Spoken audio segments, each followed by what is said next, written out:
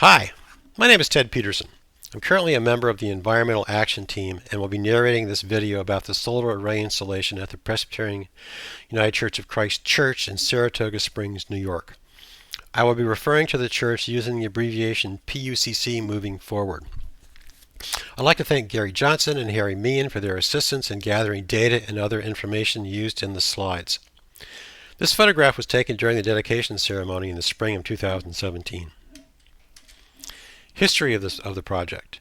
In 2016, PUCC worked with High Peak Solar in Albany, New York to acquire a 99-panel photovoltaic or PV solar panel system.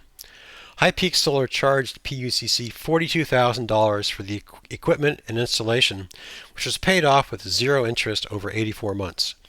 In December 2023, PUCC made the last payment to completely own the system. This satellite imagery is provided by Google Maps, and it shows that the panels are facing southwest. You can also see that all the available roof space was used on the portions of the roof facing southwest to maximize energy production. Some solar energy basics.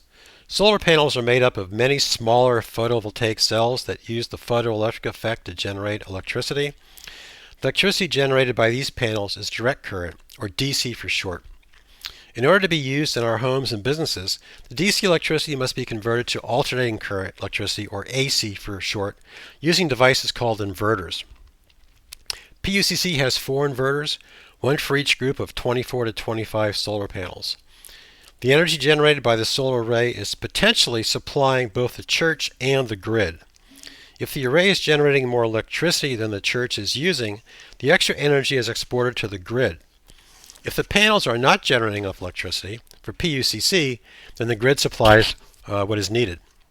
If at the end of a billing period PUCC has generated more electricity than it used, there will be a credit that can be applied to next month's bill. And according to the PV panel industry, the useful lifespan of PV panels is 25 to 30 years. PV panels' efficiency degrades over time. The reduction in efficiency is on the order of 0.5 to 1% for each year they are in service. I wanted to see the prevalence of solar panel installations on churches, so I searched the internet and found a report from the Lawrence Berkeley National Laboratory. The report URL is available in the video description. The report used several databases to identify houses of worship with solar PV installations. The first 6 rows are for states in the Northeast: New York, Massachusetts, Vermont, New Hampshire, Maine, and Connecticut. And as you can see with New York, comes in at 0.5%, which is fewer than 5 in every 1,000 houses of worship. New York has a way to go to catch up to Vermont and Massachusetts. I added California because, well, it's California. California has 40% of all the solar installations on houses of worship in the U.S. Florida is the Sunshine State, but it's doing worse than New York at 0.3%. I added Mississippi because it's the only state with 0 installs, and as such, it's an outlier. So this graph on the right-hand side represents electrical generation and usage by year. On this slide, I wanted to show the electrical usage and generation for the 4 months that I have complete data. The blue part of each bar represents the amount of electrical energy generated by the solar array. For the 4 years I had complete data, 2021 through 2024. And for those 4 years, the array generated between 24 and 25 megawatts of electricity. The red part of the bar represents the quantity of electricity purchased from the national grid, which is our electrical utility company. And the 5 megawatt or so decrease, 2021 through 2023, might be due to energy-saving light bulbs. They replaced a lot of incandescents with LEDs and some energy-saving appliances. But I also have no insight into how COVID might have affected electrical energy consumption, because a lot of places were mostly remote during parts of 2021 and 2022. And the years after 2024, I projected them using the mean of these 4 years and then reducing the mean by 0.5% each year to show how the energy production might fall off over time. And I created this pie chart to graphically show the relation between the energy generated and energy purchased. During the 4 years of 2021 through 2024, the church generated twice as much electricity as it purchased from the utility company. So the blue part represents the amount generated, and the red part represents the amount purchased. On this slide, I wanted to show how energy production changes with the season. The blue part of each bar shows how much energy was generated. That's the part down here. While the red part shows how much was purchased. That's the red on the top. In the summer months, PUC generates more than 90% of the electricity they use. That's these months right in here.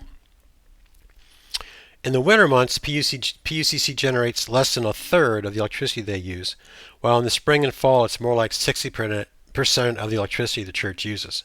So the winter months are represented here, the 2 months on either end, and then the spring and fall months are in between summer and winter.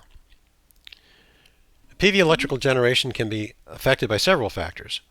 The greater the sun's angle above the horizon, so the higher, and it's higher in the summer, which correlates positively with the hours of daylight. So we have longer days in the summer, the sun is higher in the sky. That increases solar energy production, which explains much of the seasonal production difference. The rest can be explained by cloud cover, and that this part of the country is more cloudy in the winter months than the summer months. Another factor that can negatively impact solar production is the cleanliness of the panels. Keeping them clean, if possible, is very important for energy production. I'll not talk about this slide except to say that it shows how to correctly calculate your energy savings.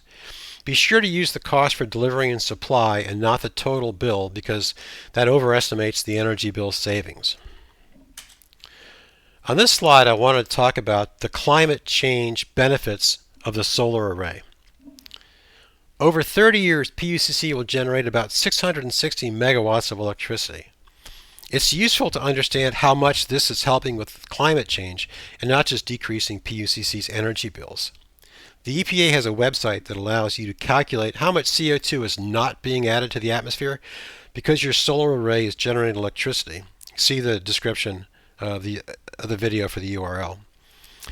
The generation of 660 megawatts by the solar array is keeping over 640,000 pounds of CO2 out of our atmosphere. 640 pounds of CO2 is equivalent to the emissions from driving an average gas-powered vehicle almost 750,000 miles, or driving 68 average gas-powered vehicles for 1 year. Another way to look at this is by the equivalent amount of carbon sequestration. 640,000 pounds of CO2 that was kept out of the atmosphere is the same amount of carbon sequestered in 1 year by 291 acres of United States forest. Thank you for watching, and please check the description for a link to the church's website.